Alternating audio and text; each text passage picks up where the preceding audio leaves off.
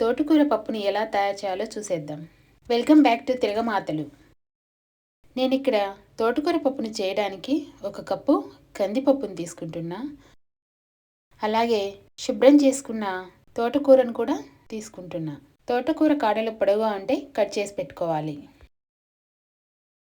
తర్వాత తోటకూర పప్పు కోసం 2 ఆనియన్స్, 2 టమాటోలు, 4-5 పచ్చిమిరపకాయలు కూడా తీసుకుంటున్నా. తోటకూర పప్పు కోసం ముందుగా కందిపప్పును కుక్కర్లో వేసుకొని తర్వాత నీళ్లు పోసుకొని శుభ్రంగా కందిపప్పును కడగాలి.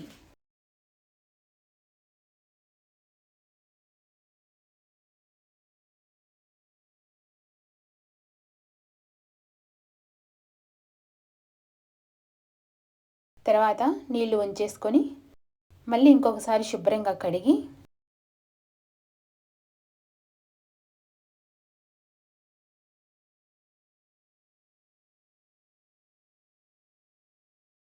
రెండు గ్లాసులు నీళ్లు పోసుకొని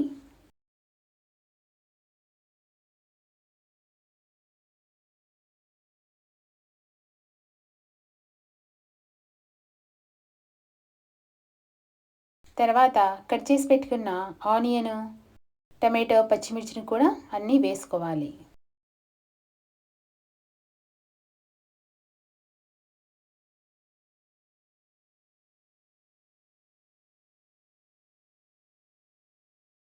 తర్వాత శుభ్రంగా కడిగి పెట్టుకున్న తోటకూర కూడా వేసుకోవాలి. తర్వాత 1 చిన్న స్పూను సాల్ట్, 1 చిన్న స్పూను పసుపు, 1 చిన్న స్పూను కారము, కొద్దిగా జీలకర్ర, 1 స్పూను ఆయిల్ కూడా వేసుకోవాలి. ఇప్పుడు కుక్కర్ను గ్యాస్ మీద పెట్టుకొని 3 విజిల్స్ రానివ్వాలి. విజిల్స్ వచ్చిన తర్వాత గ్యాస్ బంద్ చేసుకోవాలి. ఇప్పుడు కుక్కర్లో ఉన్న ఆవిరంతా పోయిన తర్వాత కుక్కర్ మూతను ఓపెన్ చేసి పప్పును చెక్ చేసుకోవాలి. ఈ పప్పును గరిటెతో కానీ లేకపోతే పప్పు గుత్తితో కానీ అంతా పప్పును కలుపుకోవాలి. పప్పులో ఉన్న పచ్చిమిరపకాయలు కానీ లేకపోతే తోటకూర కాడలు కానీ ఉంటే మెత్తగా అయ్యేలాగా పప్పు గుత్తితో తిప్పుకోవాలి.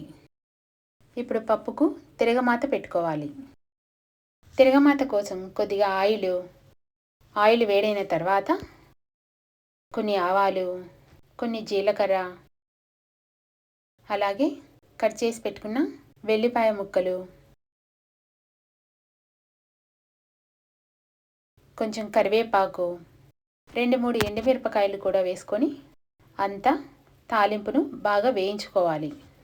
ఇలా బాగా ఏగిన తాలింపును పప్పులో వేసుకొని అంతా కలుపుకోవాలి. అన్నం కాంబినేషన్ టేస్టీ తోటకూర పప్పు తయారైంది.